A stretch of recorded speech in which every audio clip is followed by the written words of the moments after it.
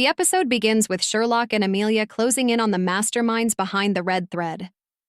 Sherlock, always thinking several steps ahead, decides to settle a past score with his old enemy, Professor Moriarty. He does this by secretly setting up a meeting between Moriarty and Michael Wiley, a young Australian who's recently gotten a bit too close to Amelia. The meeting is tense and raises serious doubts about Michael's ties to the criminal world. Meanwhile, Amelia is working undercover as a chaperone in the home of the American ambassador.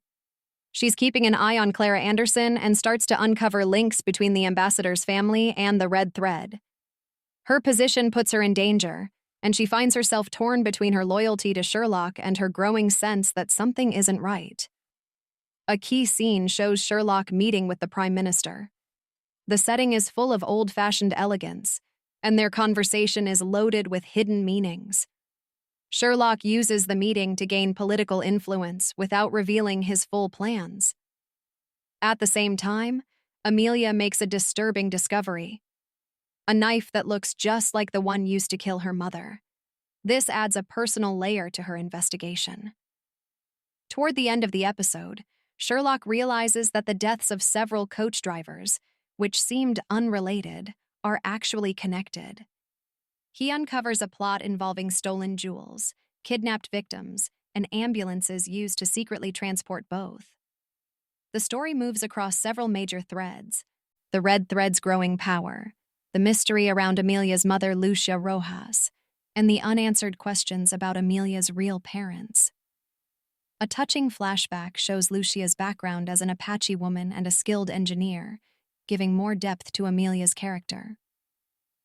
The episode ends with Sherlock confronting Amelia about her trust in Michael, leaving their relationship tense and uncertain as the red thread threat grows stronger. Review Sound Connections stands out as one of the strongest episodes of Sherlock Daughter. It mixes classic Holmes-style detective work with emotional, character-driven storytelling. The pacing is tight, blending smaller mysteries, like the coachman deaths, with the larger red thread plot. David Thewlis gives a brilliant performance as Sherlock, balancing his usual sharpness with moments of quiet emotion, especially in scenes dealing with Amelia's possible family secrets. Amelia, played by Hunt, continues to impress. She's smart, brave, and deeply affected by her mother's death. Her emotional struggle adds heart to the show. The new twist with Moriarty meeting Michael Wiley brings fresh tension, and even with limited screen time, Scott's Moriarty makes a strong impression. Michael's charm and unclear past keep viewers guessing, though his character will need more development in future episodes.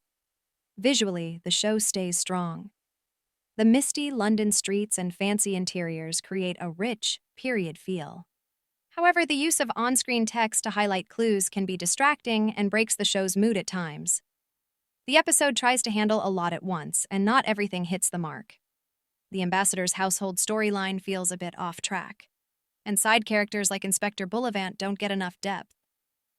Still, the inclusion of Amelia's Native American roots through Lucia's flashback is a welcome addition. It makes the mystery feel more personal and adds something new to the world of Sherlock Holmes.